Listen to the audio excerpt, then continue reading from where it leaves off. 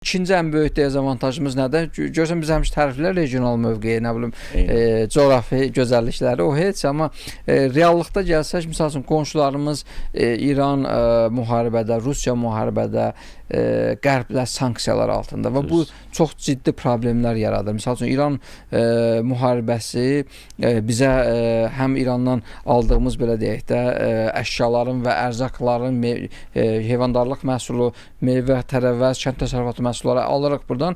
Ötən il mən rəqəm də deyim, dinləyicilər, tamaşaçılarımız üçün rəqəmlər də bəlli olsun. Ötən il 180 milyon dollarlıq sırf İrandan məhsul alınıb. Həm də nəzərə alsaq ki, bu İran sanksiyaları altında olduğuna görə zaman-zaman müxtəlif yollarla da ixrac eləməyə çalışırlar öz adlarından və yaxud da öz ölkələrinə köçürmə mümkün deyil də. Yəni 180 milyon dollar rəsmi statistikada mal ixal eləmişik.